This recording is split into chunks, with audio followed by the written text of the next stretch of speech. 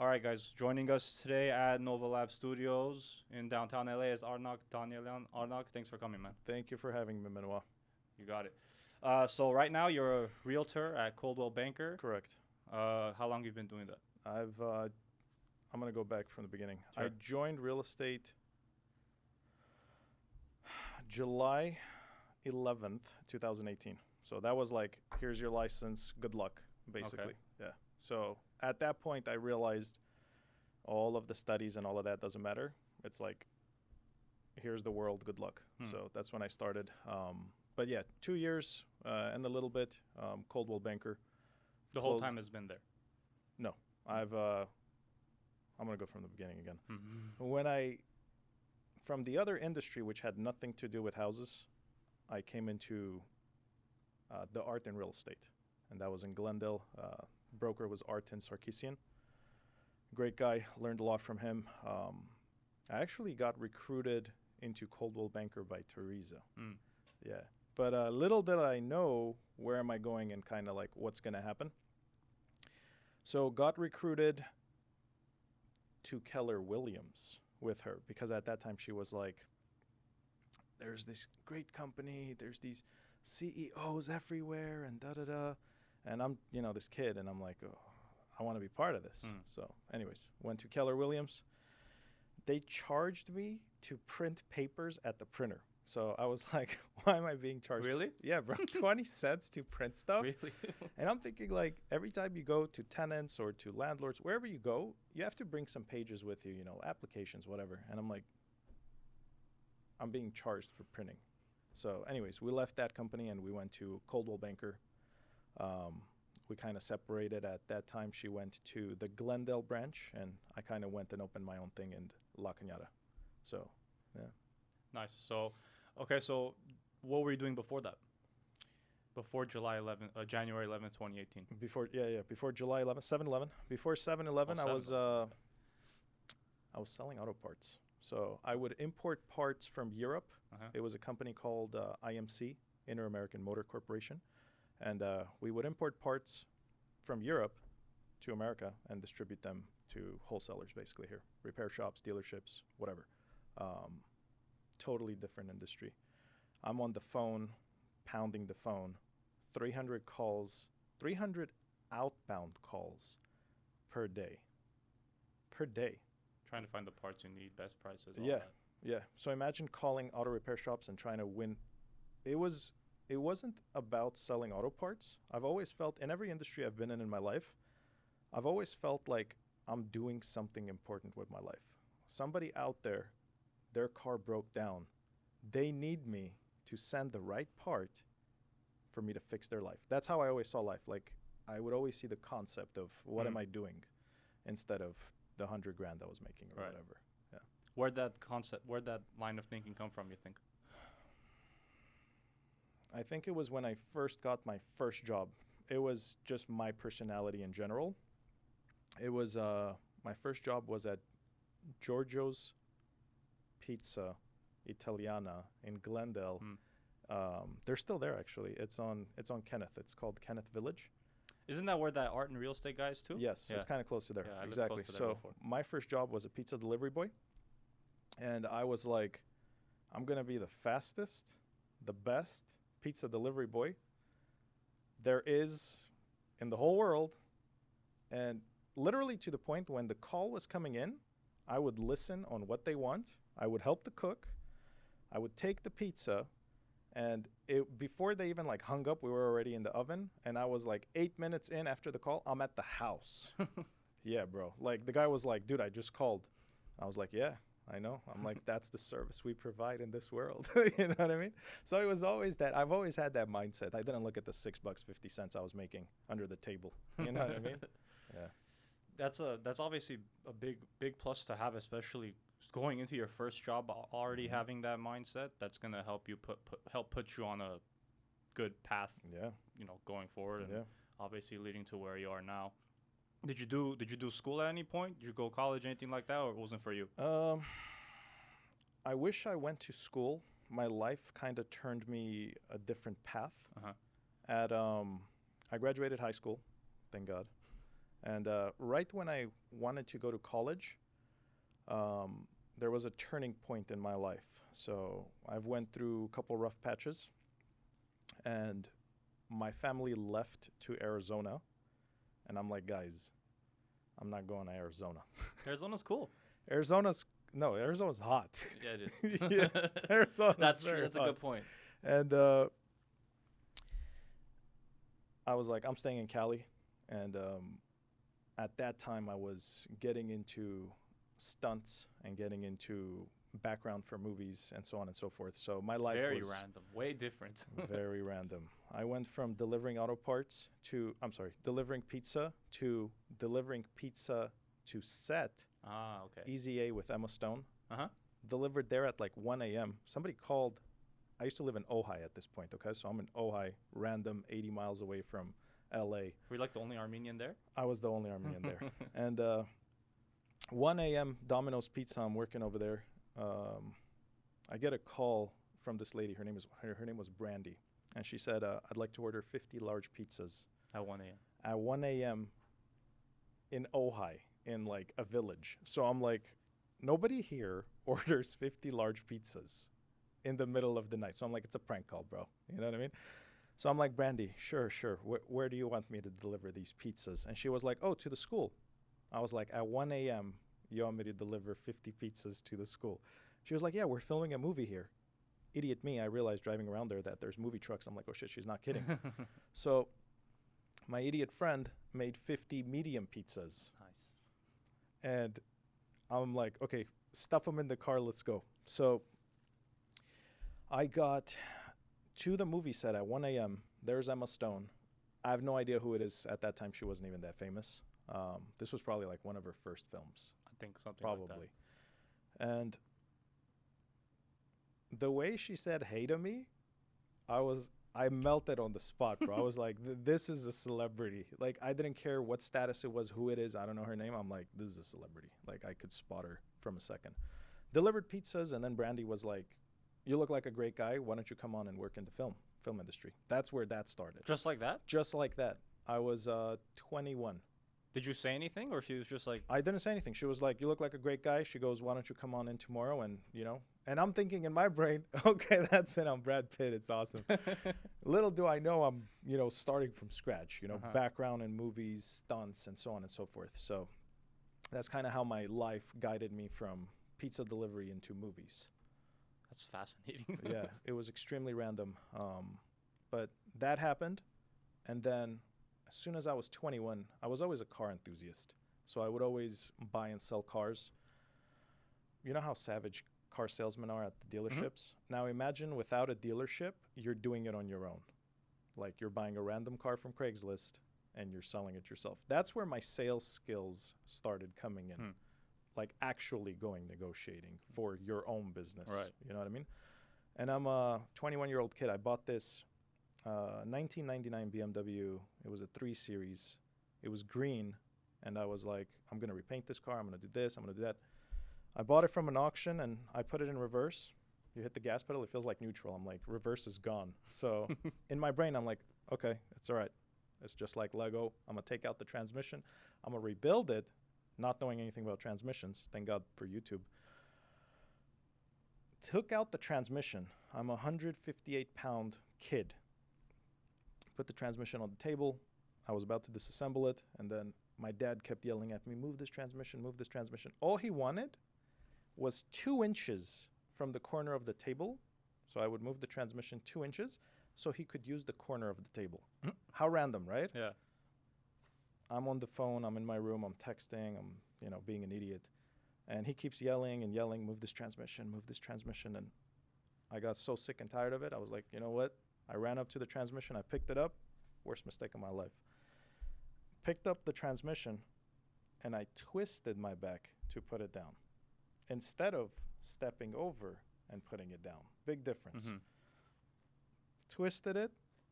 Swear to God, it felt like a taser gun just hit you in your back. My lower back, all I heard was like a oof. And I'm like, that was weird. And I felt electricity shock all the way up to my neck, to the back of my ear, and all the way down to my pinky. Like this to my little toe, immediately. like that. I'm like, okay, something happened, but I don't know what it is. And then it felt like heat, just a lot of heat. First step I took, collapsed on the floor, bro. Oh, Couldn't move man. my leg. My right leg was gone. 2 years of my life for that mistake. In bed. Are you serious? In You bed. were bedridden for 2 years? 2 years in my house, bro. No health insurance. Nothing. I've never seen a doctor in my life. Never going to see the doctor in my life. Wait, so which ages is this between? Between 21 and 23. Oh, those are Gone. good years to be out. Gone, bro. Gone. I Oh went my from gosh. 158 pounds model To 80. 280. 280. Oh, I dropped it 280. too. I have an extremely slow metabolism. Okay? This takes a lot of work. You know what I mean? Holy crap. Yeah, bro. Yeah. So I'm 280 pounds. My acting life is gone. You know what I mean? I'm a blob and I'm in bed. And you can't bend your back at all. When your back goes, your lower back, you can't bend your back. You cannot sit. So your leg is straight. You can't do anything. You can't drive a car. You're in bed. So I saw a couple doctors for a little bit just to see what is this. I knew in my head, I'm not getting no surgeries. I'm not doing nothing. If I'm doing anything, it's like Chinese acupuncture or something. You know what I mean? Yeah, that was my mentality. And I saw a couple friends that had doctors that I would see their doctors because I hated doctors. And everybody was like, oh, yeah, you need surgery, second-degree tear, whatever. And I'm like, I don't even know what that means. I'm like, I don't want surgery. I want nothing. And my whole back is bruised because there's like internal bleeding, basically. When I first got out of bed, this is a straight body. Mm-hmm. My body was like this, like completely to the side. And I could not straighten myself out. Okay? So I'm like, okay, I'm going to be a cripple for the rest of my life is what they're telling me. Mm-hmm. And I'm going to be fat for the rest of my life because now I'm 280 pounds with no muscle. So imagine going from 150 to 280 with no muscle. Bro, that's fat. Oh, yeah. Yeah. That's obese. That's like not fat. my cheeks were rubbing, you know what I mean, when I would walk. That's awful. Yeah.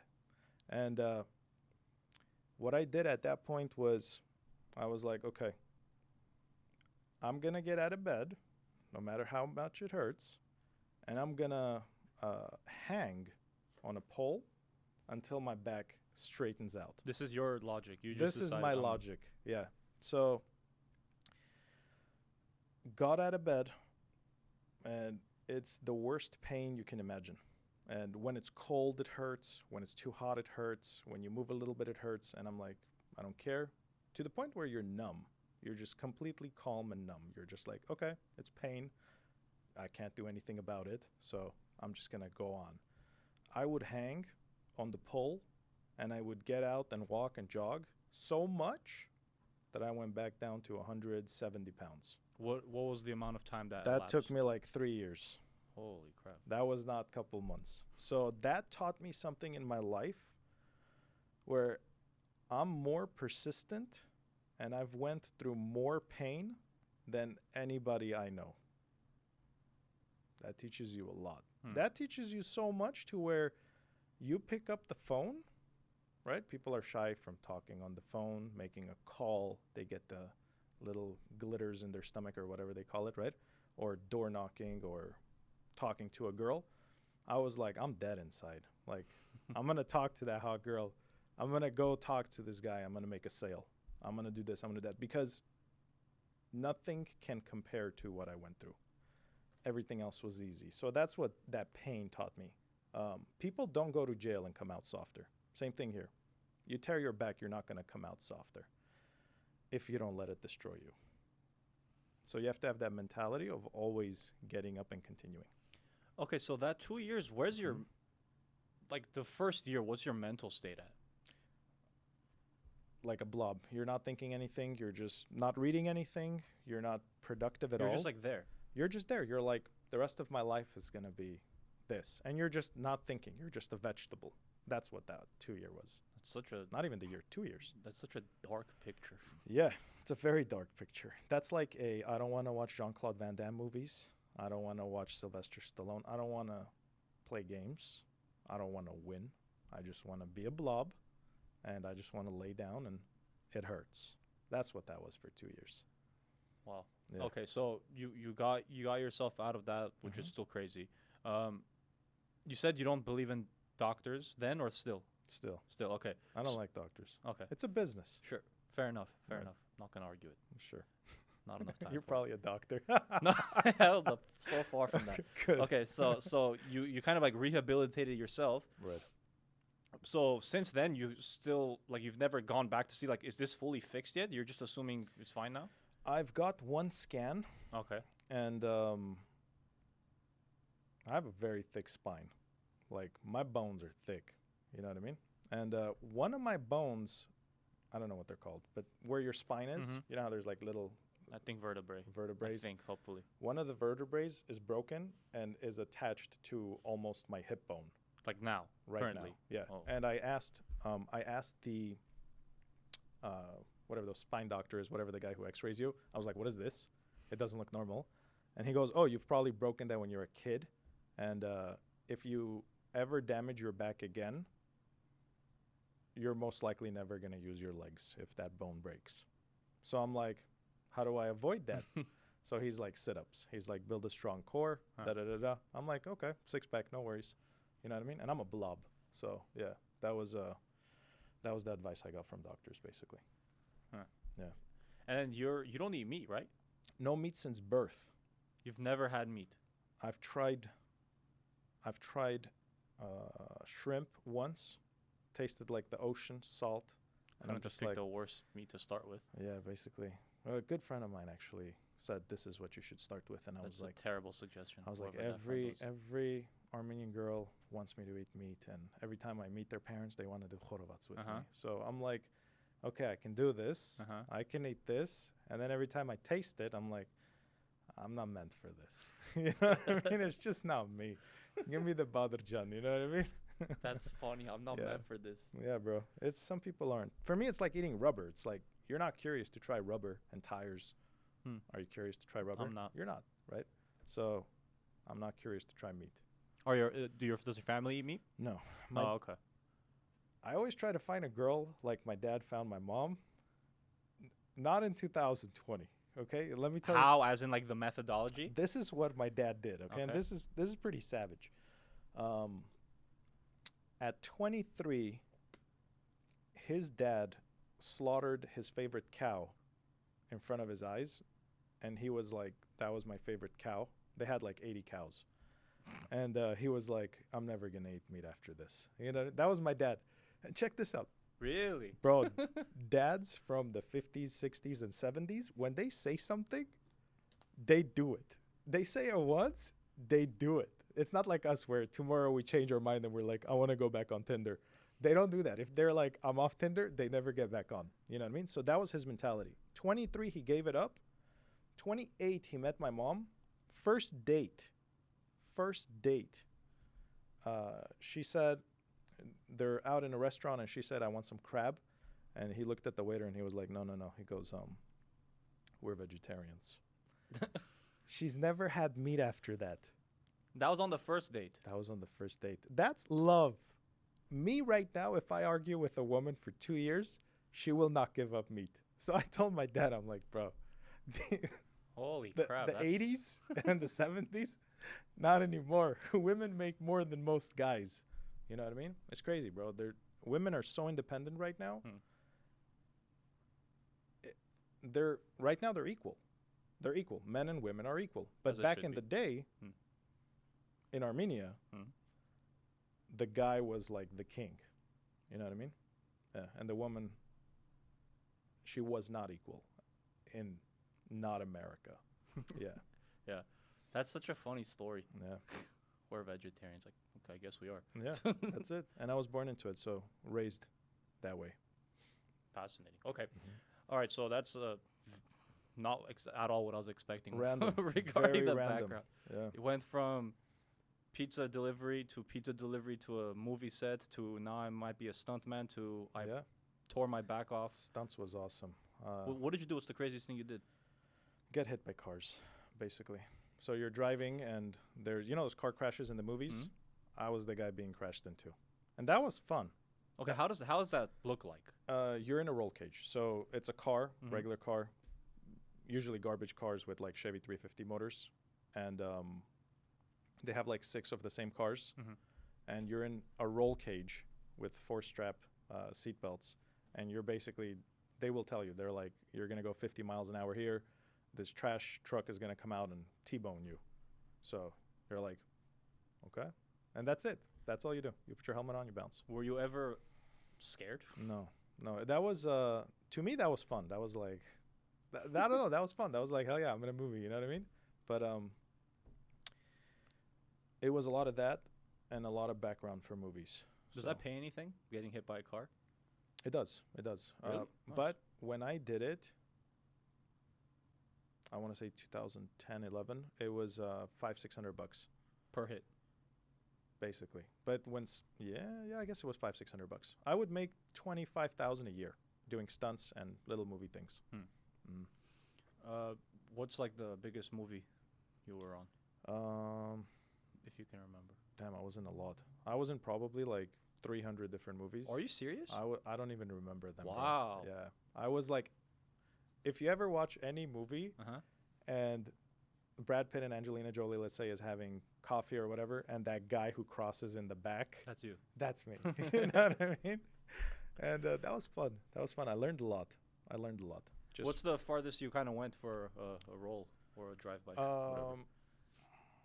I did a couple, what do you call them? I don't even remember at this point. This is a while back. They're basically not funded by studios. They're like guys that want to make a movie. Like independent? Independents. I've done a couple independents. Those were fun. But then I realized that you can't go in background in movies and stunts and get noticed. You will never be noticed. So I took a different route in my life. And you need a lot of financial support to do this. The 20-30 grand that you're doing as a background actor, while the other guy is auditioning with a professional agent pushing him forward and a manager, are 2 very different things. So you supporting yourself and trying to be famous and somebody else supporting you and just pushing you to do roles is very different. Yeah. I never had financial support in my life. Which is a good thing in a way. Yeah. You have to learn how to swim on your own immediately. Absolutely. Yeah, they drop you in the ocean with sharks. They don't drop you in the ocean with water. Yeah. You know what I mean? It's sharks everywhere. So okay, there was no financial support, but were your parents supportive in the sense that like, oh, okay, love, this is what he's doing? Or were they like, what was he doing? Well, my dad's a architect. My mom's a professional violinist, musician, composer. Oh, cool. 2 very random jobs. 2 very artistic people. In different ways. That are not businessmen. So I've always had the support of do whatever you want. That's great. Instead of go to college, become average. Yeah. To me, that's average. Unless you're going to Harvard and like Yale and something baller. Even then. That's, at least you stand a chance, becoming great. But if you're going to a regular university, you're going to be average. Yeah. I disagree, but that's okay. Yeah, everybody has their own opinions. So you said you graduated high school, and then from high school, were you already like, not going to do college? I went to Glendale Community College for a tiny bit. Dropped out. That's when I went to Ojai. Yeah, but what I think what we'll for sure agree on is it's not for everyone. It's not for everyone, for sure. Definitely not. For sure. Like even like you can be. Like I don't think just because you don't go it's not because like because the person's lazy or because it's just like it just doesn't fit for certain people. Go if you want to go. Yeah. Don't go because your parents said go. Yeah. That's what I believe in. Yeah. Parents are wrong so many times, even though they want to be right. I love them. I support them. But if I did everything my parents would tell me, I would not be where I am right now. That's 100%. Yeah, that's a good point. Yeah. Okay, so now fast forward, we're back. We're like in present day. Well, like let's come back to the real estate era now. So 2 years in, how was your first like first half year doing it? Okay. When I first got into real estate, I knew. Let me go back a little. Sure. From the auto parts. Go ahead. I was in a room. I want to say 15 by 20 brick room. I'm in front of a computer. I'm in the Burbank warehouse on Van Owen. I'm watching airplanes take off and I'm watching trains go by. Okay. I'm picking up, remember, outbound 300 calls a day. This is brainwashing, bro. The first person I saw doing real estate is actually Teresa. Okay, so remember, she started 1 year before me. I'm on Instagram and I'm looking at her and I'm like, this is great. Like, this girl's going out there, businesswoman. Like, this is great. I'm like, I want to pick her brain. I want to know, what is she doing? How is she doing this? Why am I stuck in this cubicle, in this room? I would do probably, I want to say 500 push-ups a day in between my calls. Yeah. And I'm looking at her Instagram all day. So I'm like, I love acting. I love being in front of the camera. I love, all this. I'm like, she's doing it, and I'm stuck in this room, and nobody knows me. You know what I mean? That's where I got the idea of, I want to do that. But I never pursued it. Life pushed me there. That was the weird thing. So AutoZone bought over Inter-American Motor Corporation. Check out how all this turns out. It's very weird. It's just like the pizza to the movies. Mm-hmm. I'm selling auto parts. AutoZone buys IMC, Inter-American Motor Corporation. AutoZone says, okay, this guy is selling or making $100,000 a year. And he's like 28. So they're like, we're a big company. We don't need nobody making $100,000 a year when we can hire somebody for $30,000 a year. Mm-hmm. This is a business, right? I love them. Great company. Billionaires, right? They let me go in the worst possible way you can imagine. Okay, so this is the way I felt was I was targeted and fired. I was fired. One of the best employees fired. Then I realized this guy got fired and he was amazing. This guy got fired. 1 + 1, they want $30,000 guys. They don't want $100,000 guys, right? 2 a.m., my friend, my best friend, I've known him since he was 5, I was 10. He says, Arnak, you should get into real estate. 2 a.m., bro, random. Like, I'm let go from my job. I'm on the street now. And he was like, Arnak, you should get into real estate. That same day, I would study, I want to say 12 to 16 hours a day to pass all my tests. I did all my tests in 18 days each, those 3 courses that you have to take. 18 is the fastest you can take. California will not let you do it faster. That's what I did. While doing that, I drove Uber like probably 6 hours a day. I slept 4 hours a day. I studied and I drove Uber, I want to say for like 45, 50 days. Got out. I was like, I'm not selling my classic cars. I love my classic cars. Couldn't keep up with the bills. Started selling my classic cars. Every car sale was like a woman breaking up with you. How many did you have? 7. You got rid of all of them? One by one. Oh. Left my favorite one for last and still sold it. Yeah. That taught me something. That was like, you love this car. You love this car. You've built this car. You've polished this car for so long. And you have to let it go for cheap. You know what I mean? Because you're holding it to the very last day until you need money. And then you sell it cheap. That's brutal, man. Yeah. So that was what I went through with my cars. Went through some rough patches. And then I got into the art and real estate. For the first 6 months, I've closed 26 transactions. 26 transactions. That's, just so you know, statistics. 93%, I believe, you can Google this, 93% of real estate agents in their whole career, in their life, will close less than 25 transactions. That's a big number. Okay. So I did that, but they were all leases, not sales, leases, where I represented tenants the first 6 months. And the checks are tiny, $500-600. So I'm here I'm driving Uber 12 hours a day now until 4 a.m. And whatever light there is, I'm showing houses. And then I thought about it for a second, and I'm like, I work so damn hard 7 days a week, and I'm making $2,000 a month from real estate when Artin is driving a McLaren. You know what I mean? So I'm like, something's off. Something's off. 6 months later, Teresa hit me up and said, there's this amazing opportunity in Keller Williams. That's where I went to Keller Williams. And I'm like, I want to pick her brain because I saw her when I was making phone calls. So she's a businesswoman. I learned a lot from her. She hired me into her team. I was working for her. We were not partners. And I learned a lot. So I'm the type of guy that's like, whatever you don't have time to do, tell me, I'll do it.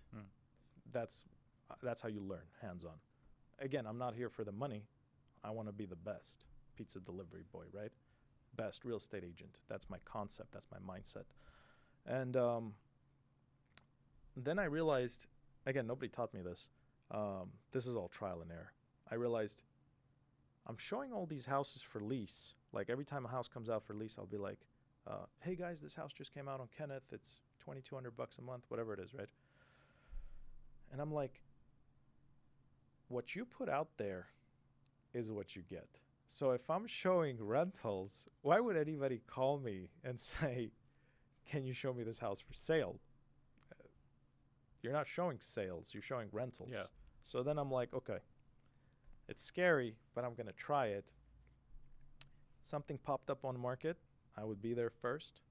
Just popped out, and I'd be like, yo, guys, this house just came out, $650,000, blah, blah, blah, blah, blah. I'll go through the house.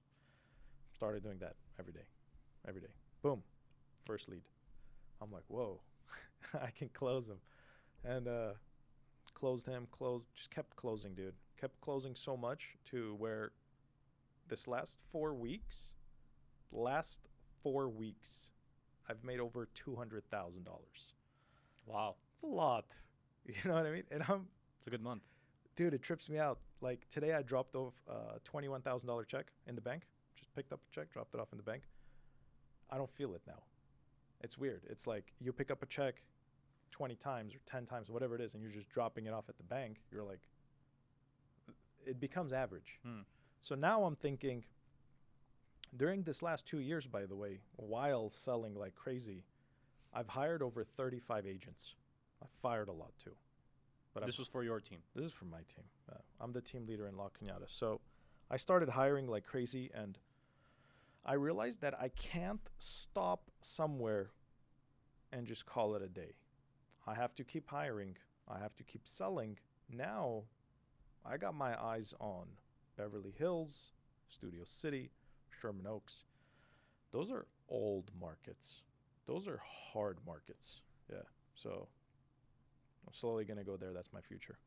So where are you primarily selling now? San Fernando Valley. Okay. I'm not touching Beverly Hills. I'm not touching the high-end areas. Yet. Correct. Do you see yourself doing this for No. No, this isn't going to be the... No. People don't realize that. I'm a great salesman. I'll save them a lot of money. I'll get them in a perfect house. I'm very good at what I do. But if you're making $200,000 a month, at some point you're not going to open doors anymore. Okay? So that's the way I see it. I'm always growing, and I'm never going to stop growing. That sounds funny in Armenian. Oh, just snäll, bro. So anyways, only my Armenian friends are going to understand that. It's hilarious. But at one point you're going to stop opening doors, and people are going to open doors for you. You know what I mean? So if I had right now 1,000 agents, I don't think I'd be opening $1 million house door for somebody else. I don't think I would, because that's a different level. I want to develop. I'm going to get into development where I'm buying. I'm ground up, tearing it down and building it up. And then I'm going to lease it out forever. Personally, I do not sell real estate. If I acquire real estate, it's mine. It's never going to be sold, ever. Perpetually lease it. Forever, yeah. And I've learned that from a couple grandmothers that pass on properties to their kids. I'm like, it's a great concept. Yeah. So that, I've written a lot of children's books, published children's books. I've written a lot of screenplays. That's my future. So when my cash flow is stupid, I don't need to ask somebody, can I be in this movie? I'm going to be like, Here's the movie. Here's the movie. Here's the money. Let's film it. That's my future. That's pretty cool. Yeah. How'd you get into the writing children's books and the screenplays? But that's also It's a good question. I lived in Russia for 7 years. Okay. My dad was a baller in Russia. I want to say, we had like 13 or 14 Benzes, brand new S-classes. And people would drive my dad around. Mm-hmm. And he was like in a black coat, like gangster looking. Yeah. You know what I mean? I was like, that's awesome. We were stupid rich in Russia before the crash of the Russian, whatever happened in Russia, my dad knows. Where were you in Russia, by the way? Moscow. And even though we were wealthy, he did not buy us a television. I've almost never had a television until I came to America. Interesting. Yeah. So what he would do is he would tell us stories growing up. So it would be like, ye cat bought me, ye cat would tell us a story. And he would just invent something. So I was very creative in imagining something, just seeing the story as a kid, you know? And when I grew up, I was like, I want to tell stories because I was told stories. And for me, that was amazing. So I wanted to put it into books and put it out there. Pretty random. Yeah. So far, all of it has been pretty random. Everything is pretty random. It ends up connecting in some way. It's not average. Yeah. By no means I live an average life. I sleep on the floor. I sleep Literally? on the floor. Yeah. Like I have, if you ever see Japanese beds, they're very thin. They're not up like the regular bed that you see. It's just on the floor, like mattress, tiny, rolled up on the floor, like a yoga mat. I've slept like that my whole life, except Russia. Russia had a bed. In Mexico, from poverty, I've slept on the floor. Mexico? I was in Mexico for 3 years. After Russia? After Russia. Random too, sorry. But yeah, everything is random, bro. So anyways, Mexico was amazing, by the way, except chickenpox. But went from Mexico to America, sleeping on the floors, to today, sleeping on the floors. And any girl I talk to, they're like, if I marry you, I need a bed. And I'm like, damn, that's deep. Like, I'm going to have to face that one day. You know what I mean? They'll have their own bed. Yeah, of course, exactly. Here you go. So you're used to that then already. So it's obviously comfortable. Yeah. So even when you were a blob, it's not comfortable. It's not comfortable. It's not comfortable. So why are you doing It's like sleeping on this. Oh, so why do you do it? To be uncomfortable. Ah, interesting. I don't want to be comfortable. As soon as I'm comfortable, I'll get an Xbox and a PlayStation, and I'll be shooting bad guys all day. You know what I mean? That's comfortable. Yeah. I don't want to be a blob. I want to wake up at 5:30 in the morning when it's hard. It's hard, bro, waking up at 5:30. That's when you're up? You think waking up at 5:30 in the morning is something you'll get used to? I want to sleep till like 10, and I don't. Every day? Every day. I wake up. That's why you see the bags under my eyes. And I'm doing something productive that day. Because this is one concept I've always known in my head since middle school. I would look at the clock, and I'd be like, I hate this teacher. That clock's going to keep ticking until it hits 3. That bell's going to ring. I'm going to bounce. I knew that since childhood. That's deep.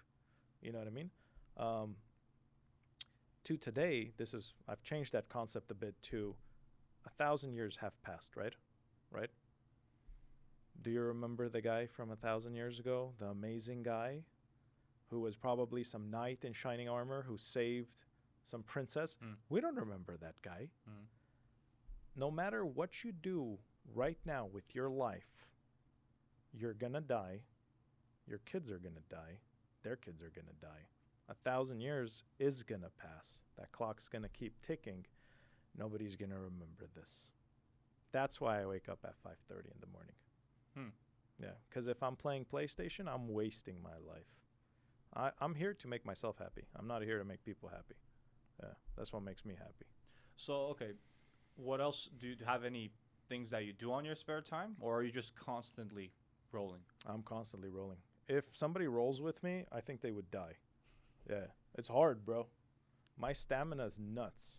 And it's not the food, and it's not the eating meat or not eating meat. It's the drive. It's the, I've torn my back. I've been through this. I've watched my parents sell their rings because I was homeless to get me into a house, just a rent, so I can afford the deposit.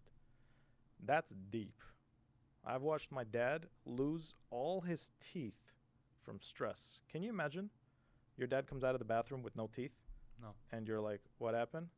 And he's like, they fell out. They were wiggling, and I took them out. I'm like, what? You know what I mean? I went through that, bro. Yeah. And the new set of teeth, by the way, is $50,000. Yeah. Oof. Yeah. So I went through that. I went through my brother running away from home. I went through watching my mom get rosacea. It's when your face goes red. To homeless, to torn back, to forget my dreams and hopes, to selling auto parts, to getting into real estate, to making 200 grand this month. That's what I've been through.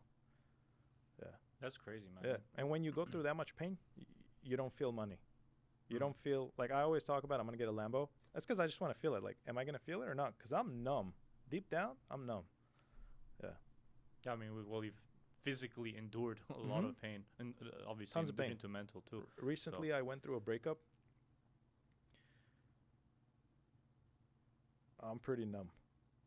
Like, as in no effect. I thought it affected me. Nothing. It's like wall. Yeah. And I'm like, damn, I like this. Sometimes it has its benefits. I could be crying in bed, but I'm like, no. You know what I did? I went on Instagram and I said, guys, I'm officially single. I got over 1,700 messages. 1,700 messages from girls, bro. Oh, I saw that. Yeah. I saw that post. Bro, everybody and their mom said, this girl is single, talk to her. Or this girl is single, talk to her. Everybody. They shut down the applications though, right? Yeah. I couldn't handle the volume and I took a different route. I'm like, 1,700 is a lot. I respond to a lot of people. 1,700 is a lot. I'm on this phone 16 hours a day, bro. If you see my average screen time, it's 16 hours a day on the phone. Yeah. Do you ever take like electronic breaks? Like, well, no, you can't.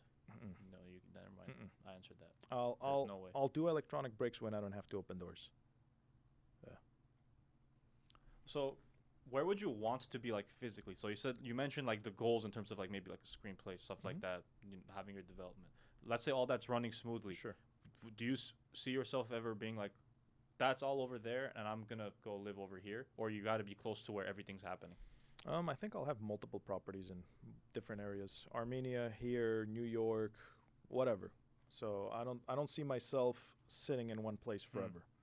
Because I like change. You know, I've realized, okay, I'm successful in this industry, or I'm coming up successful in this industry. I'm still humble. I'm not.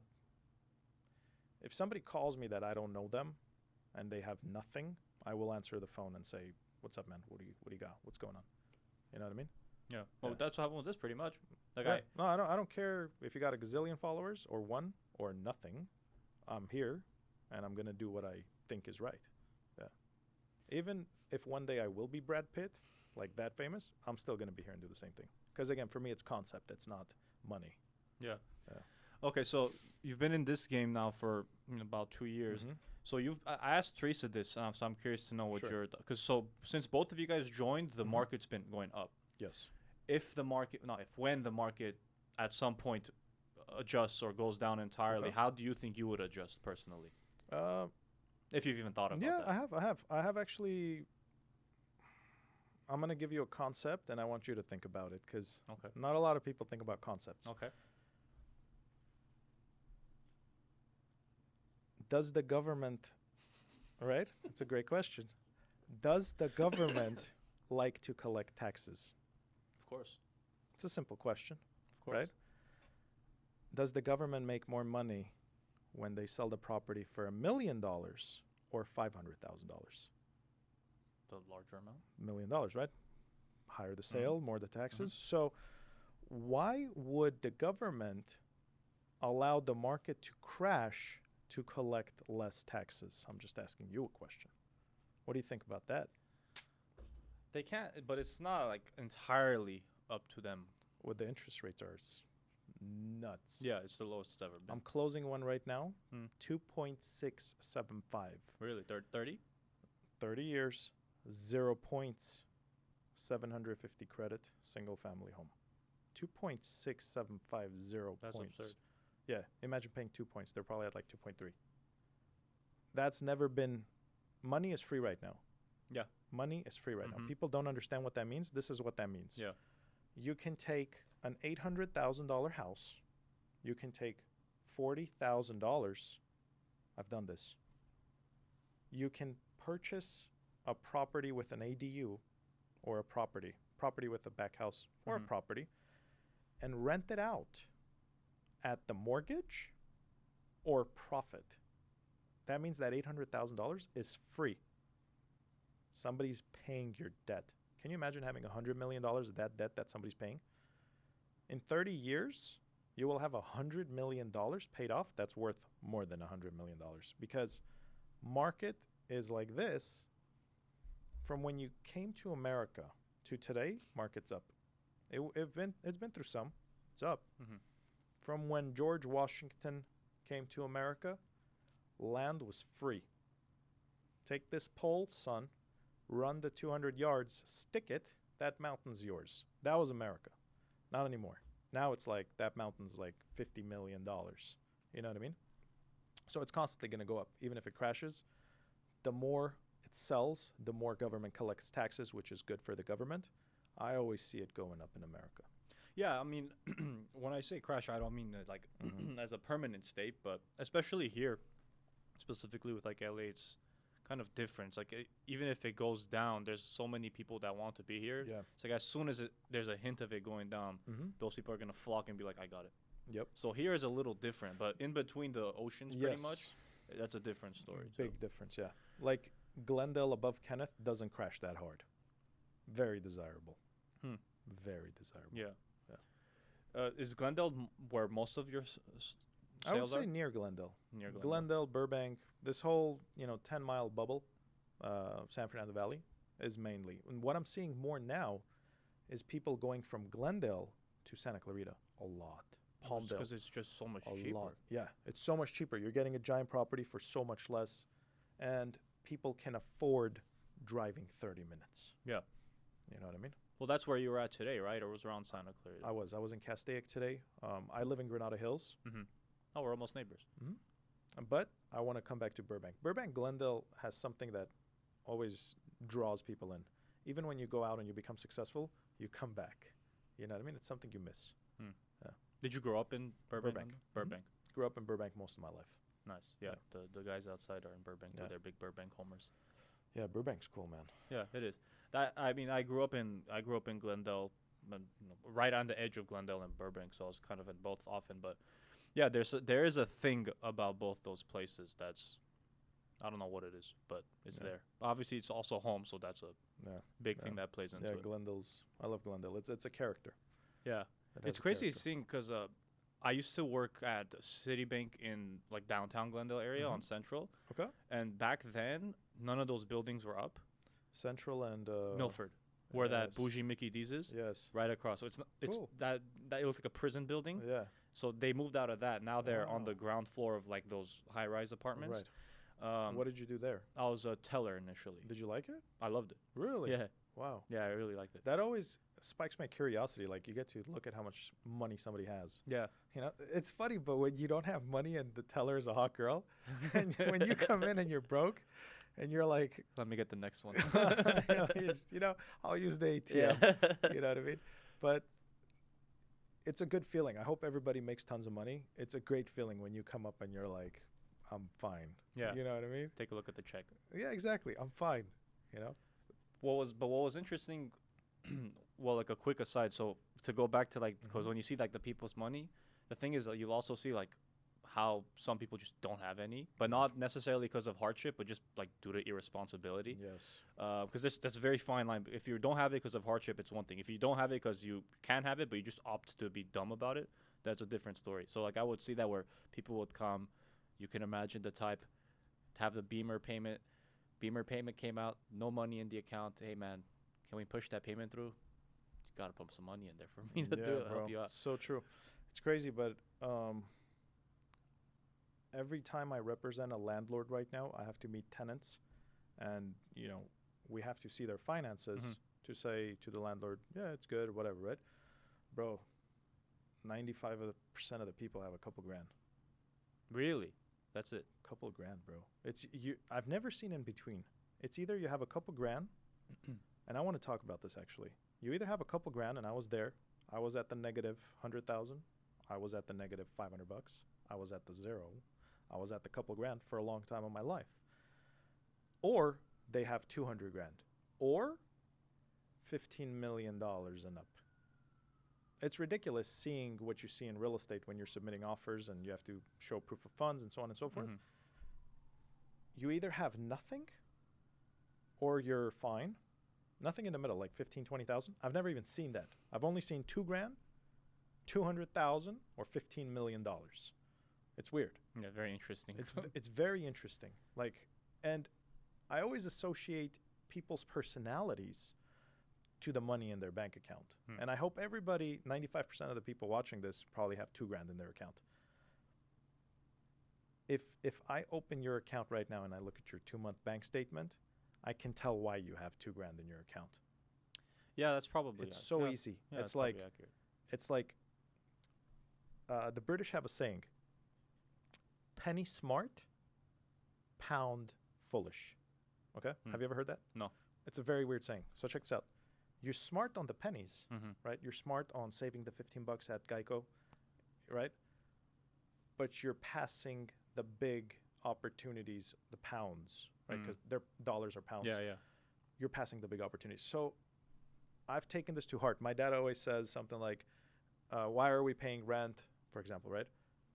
Why are we paying $3,200 a month? Why are we this? Why are we that? I'm like, Dad, while you're looking at the 3 grand, I'm looking at making $200,000. It's a big difference. So if I focus on the 3 grand, I'll have nothing.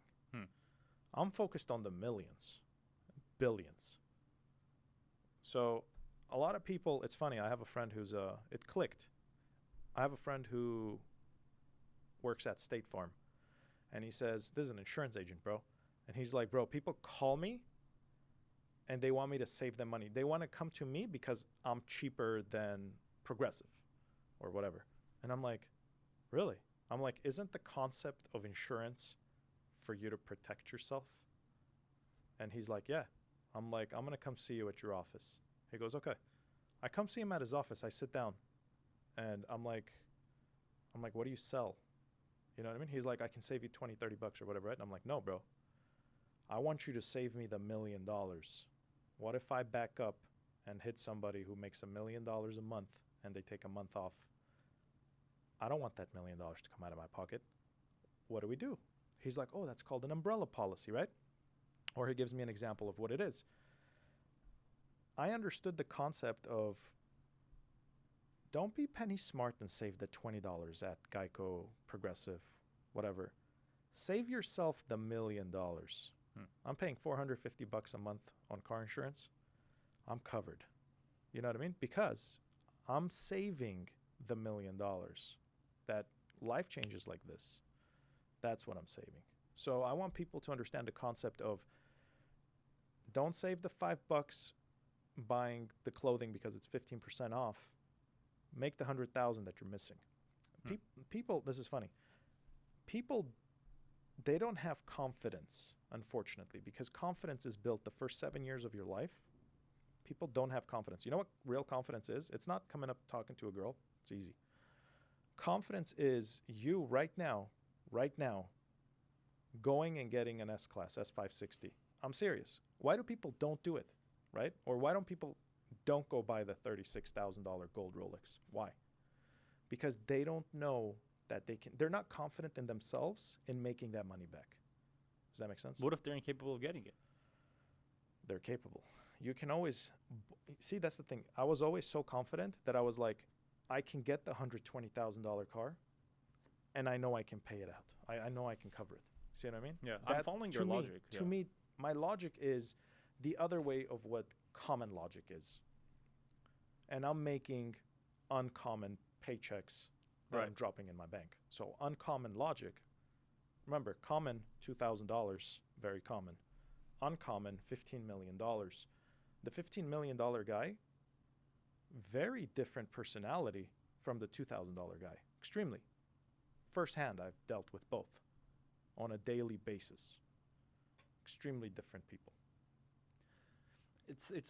I'm following your logic. It's just I feel like maybe it's a good thing it's uncommon for the reason that like I feel like if more people utilize that, then more people would be a lot more screwed.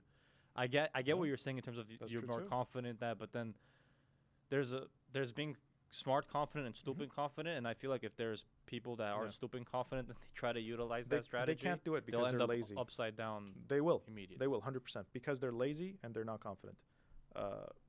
I don't know anybody, and if you do, tell me. I'll hire them. Tell me somebody that drove Uber and did whatever job they're doing and slept 4 hours a day for a year. I don't know anybody. I don't know anybody either. Yeah. You know what I mean? It's hard. I've never seen that. That's work ethic. Yeah, You do that, you'll have the money in the bank. Yeah, I agree. I mean, it's interesting hearing you like kind of chronicle all that and still make it out of the tunnel, dude. Dude, that was hard. That was hard. Trust me when I say it's hard.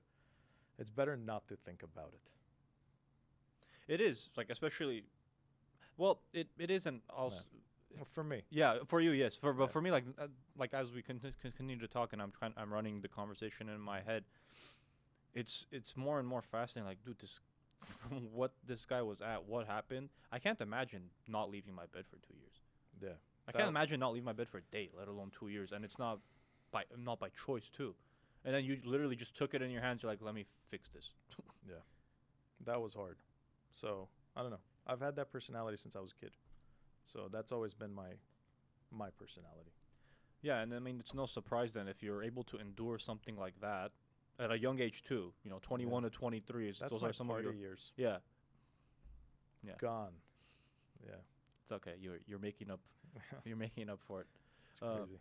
But yeah, like from a young age like that too, to be able to maintain that mindset, push through it, and then I'm sure there's people that have had similar problems, not a lot, but similar problems that maybe they'll make it through, like they get past a year or whatever it is that you're in a situation like that, but they're not the same after, and not in a good way.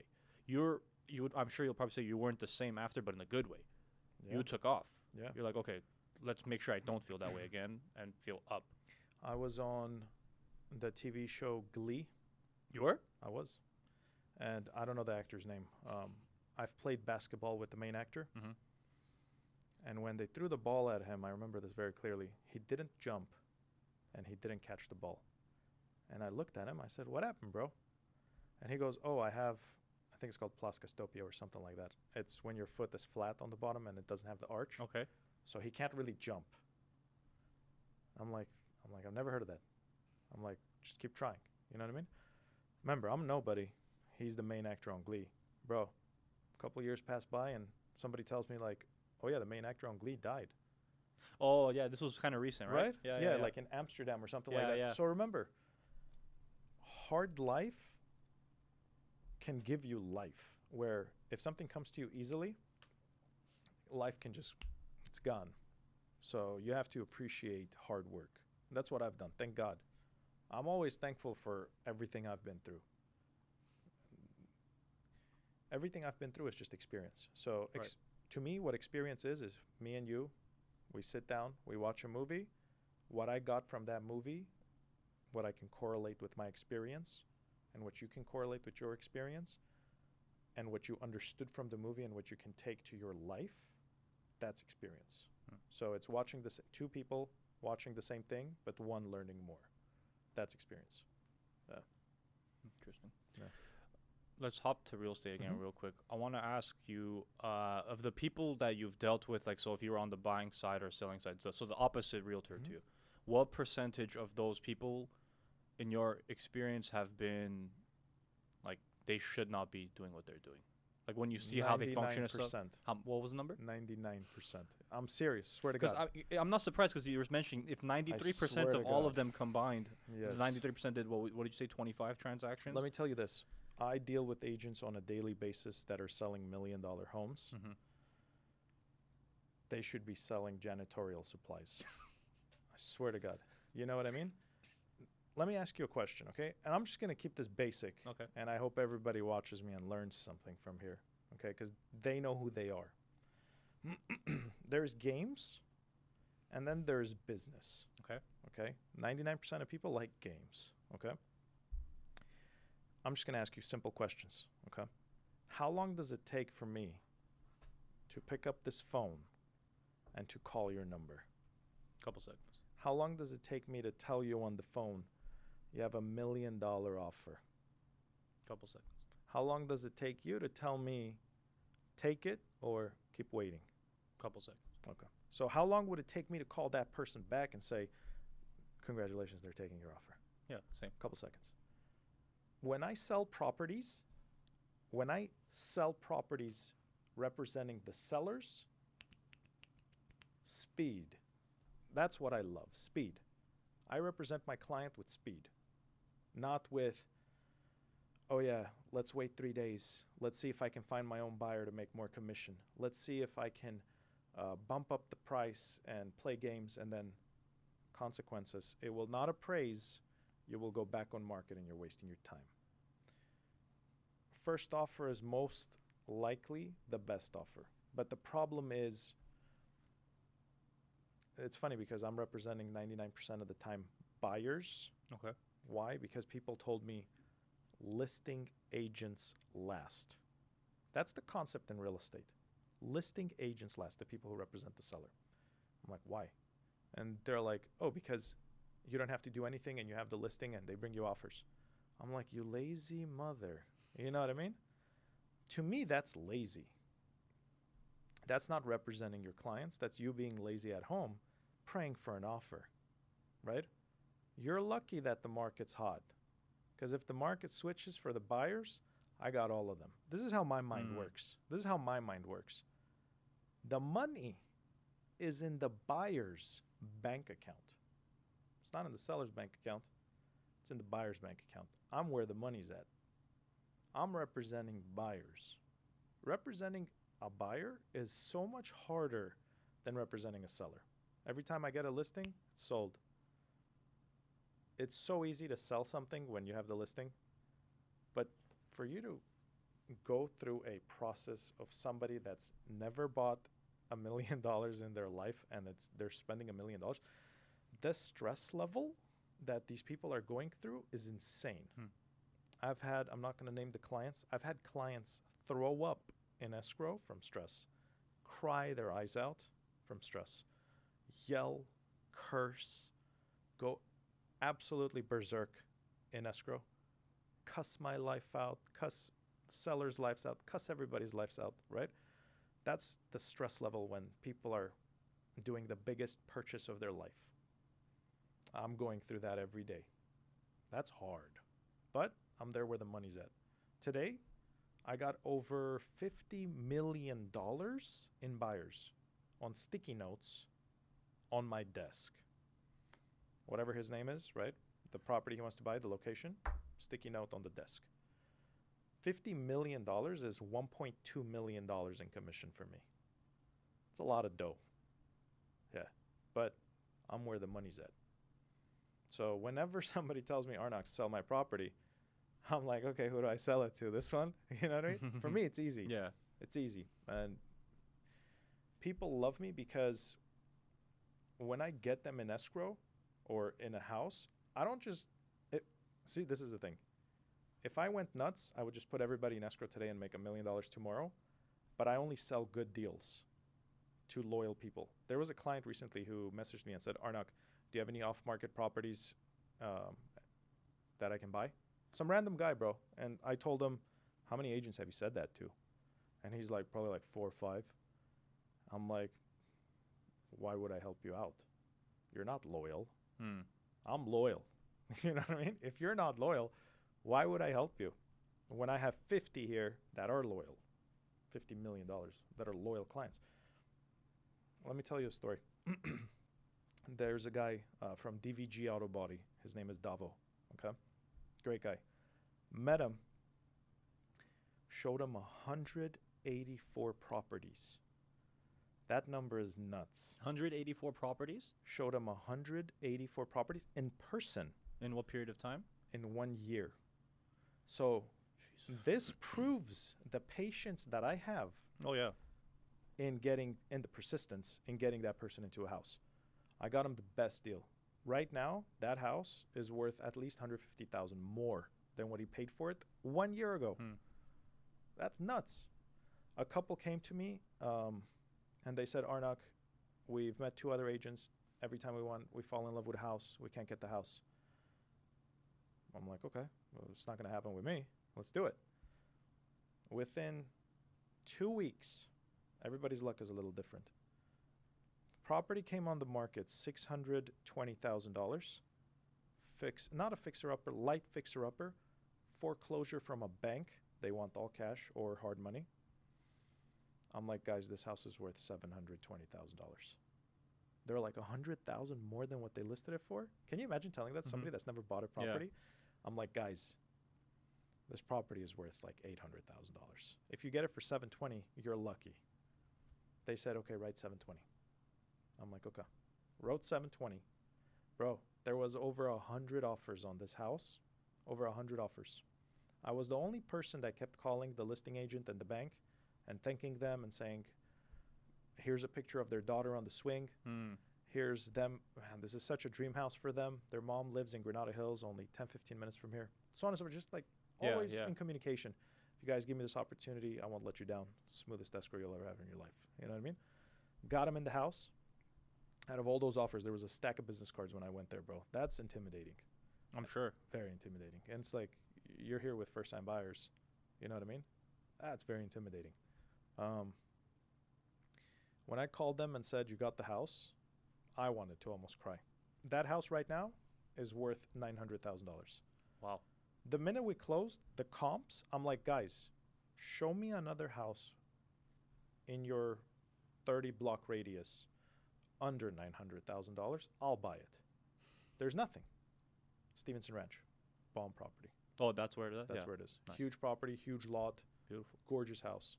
Yeah. So what I mean is I sell good deals. I don't sell bad deals. If I sold bad deals, I would have everybody in escrow. I'd have $1 million, but I would be an idiot. Yeah.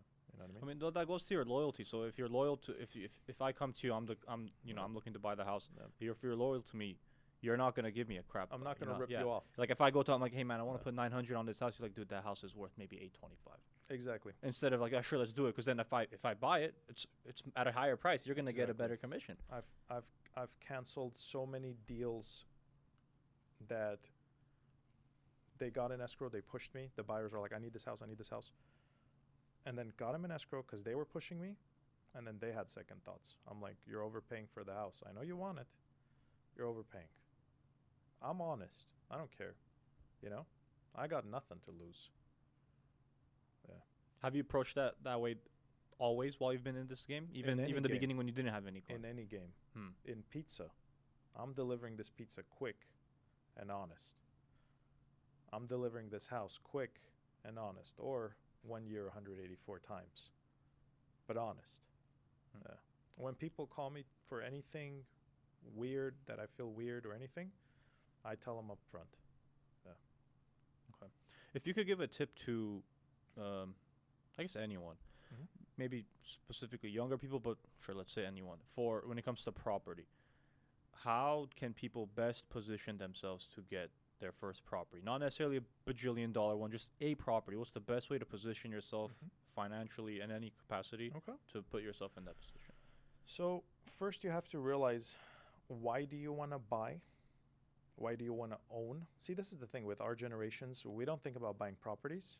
We think about buying cars, buying games, buying clothing, buying whatever, right? I hope buyers can become younger and more knowledgeable of owning real estate.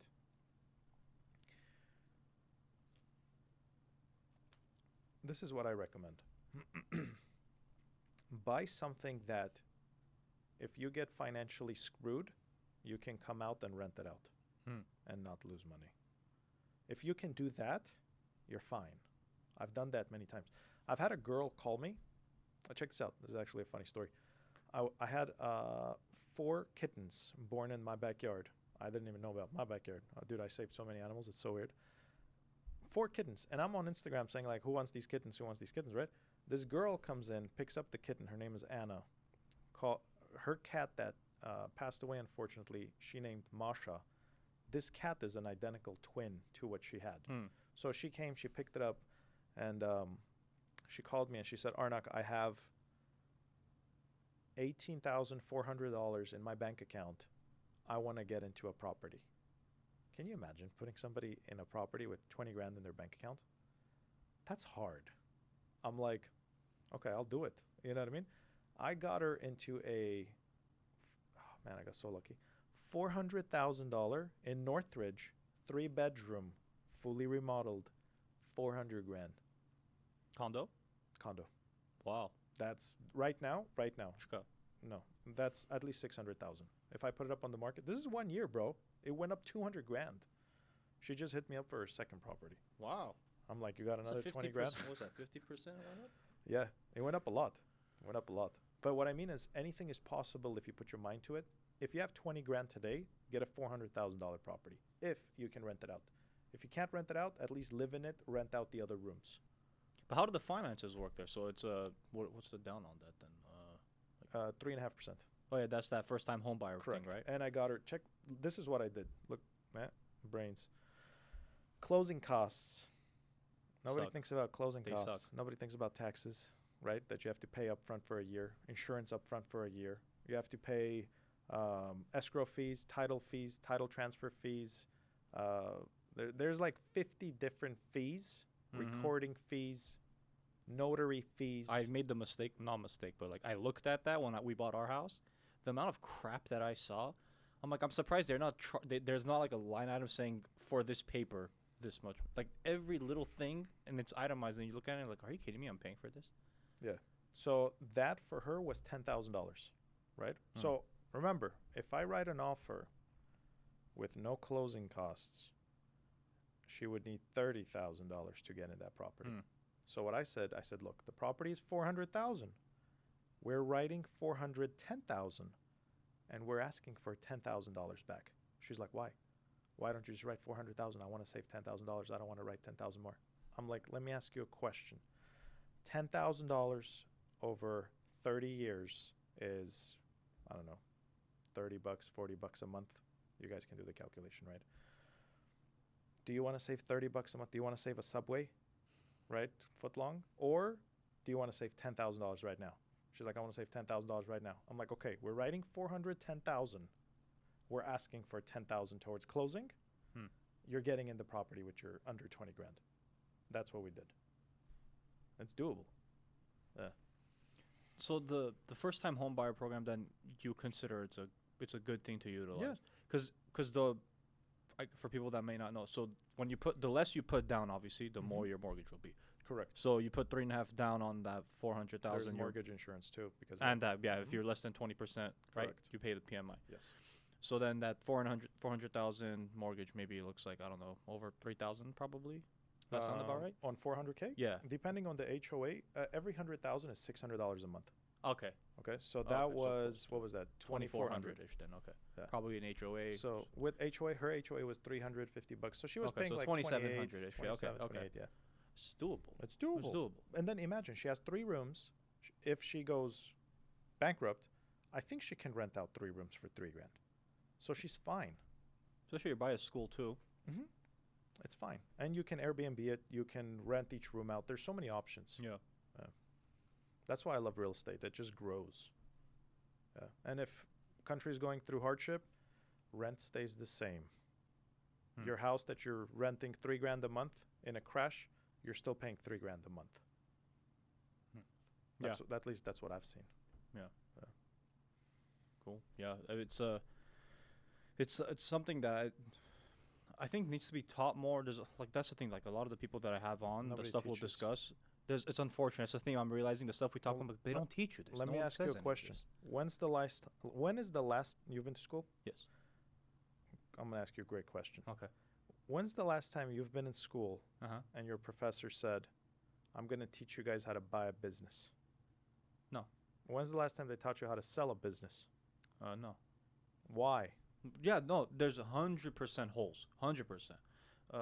And again, like that's what I was mentioning. Like when I've talked with different guests, because they do different things, It's sad. and man. then they mention what they do. I'm like, why don't they talk about this in school? Because they're not setting you up to be a billionaire or a millionaire. They want you to go to Exist. work at 8 a.m. They want you to come home at 5 Mm. p.m. They want you to pay your taxes. They want you to afford your mortgage. That's average. So now that you broke it down like that, I get what you're saying now. When you, unless you go to one of those, I understand. Still disagree, but I get the logic. It makes sense to me. I can see it. It's a weird logic, but it works.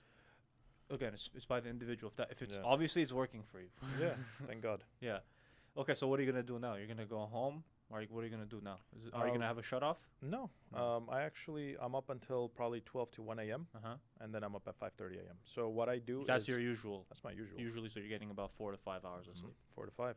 And right now, what I realized is I've put it on my mind. I want the 6-pack. Mhm. It's a goal. I bought a treadmill, sprint. I don't care if it's day or night. I'm sprint. I'm gonna do my sprints, and I started Armenian dance class. So, my whole life, whenever I've been called to any parties or every time I sold a house, there's Armenian throw Mhm. parties. I'm the guy sitting down. So I'm like, Mhm. I don't want to be the guy sitting down. You know what I mean? Yeah. So I started taking Armenian dance class. So Nice. the more time I have here and there, for me, money is options. If I have more money than somebody, I have more options than them. Hmm. So the more money I have now, I'm buying myself time. If I have, let's say, $1 million in my bank account right now, I'm going to ask you a question. Can I stop for a year and just do whatever the hell I want? No, not at $1 million. At $1 million? No, for real. Come on. Can I pay my rent for a year? Oh yeah, that yeah. Right? So, About me, whatever you want. 'Cause it's a yeah, broad no, thing, not yeah. whatever I want. If, like, of in course. terms of like Yeah, general you're right, expenses, you're yes, yes, yeah, you're good. what I mean is like, I can afford my bills for a year Yes, easily. yes. Maybe for 10 years, right? Maybe. I don't Maybe. know. 100 grand a year, right? Okay. Right. Sure. Right. Let's entertain it. It's doable. Let's be optimistic. Exactly. You can't live off of 100 grand a year. So the more money I make, the more options I'm putting into my life. Okay. I want to start dancing. I want to start shooting. I want to be a professional shooter. I want to this, that. That's what I'm doing with my life right now. So I'm just learning skill sets. That's Skill good. sets I can use. Yeah. You're getting better. I'm improving myself. Yeah. That's why I want the 6-pack, because I want to be the optimal human being that I can be. Yeah. Myself. Sweet. Mhm. Were you doing gym before all this stuff Yeah. happened? And then Yeah. it shut down. Oh, and man, this yeah, it COVID sucks, thing. right? The gym is probably my worst pain. Like, I wanted to go to the gym every day, and they closed it down. And then they open it, and then they close Yeah. it down. They teased us for a few weeks, and then Yeah. they're like, never mind. Yeah. And even when they open it, you're like, can I really go? and Wear a touch mask, metal? wear gloves. You can't. It's tough. You can't. All right, Arnak. That's all I got for you, man. I Very cool. appreciate it. I This was appreciate you. very fascinating story, Thank you. dude. It's anytime someone comes, I never know what I'm gonna get. Of course. This was maybe like one of the most, if not the most unexpected. Really? Wow. Everything was completely like this. Like Yeah. went from I was doing pizza, then I broke my Yeah. back, then I was before that I was gonna do stunts, and then Yeah. this and that's like. It's all over the place, but it's random. crazy. Yeah, but that's my like life. I was saying, everything did connect though. Yeah. I think you took it clearly. You took something from all of it. You pieced it together to where you're at now, man. And it doesn't surprise me Absolutely. that people like you, Teresa, the other successful ones around here, and frankly across the We're country. weird. There's a reason though. Yeah. There's like you said, uncommon. There's a reason it's uncommon because not Yeah. enough people do it, and because not a lot of people do it, that's why there's not as many successful people. Because Absolutely. you guys are willing to do something, or some things that others aren't. You're willing to sacrifice a weekend Absolutely. where other people aren't. You're willing to go 1 to 5. You're willing to be uncomfortable when you sleep, Absolutely. so you're used to that. So Absolutely. it doesn't surprise me at all. Is there anything you want to plug? Where can people find you? Social media, this, that, Just IG. Arnak Instagram. Danielian. We'll throw it down there. That's it. All right, Arnak, perfect, man. I appreciate it. I This was appreciate great. you. Thanks Thank for you your for your time, dude. time. You You got it, too. man. Bye.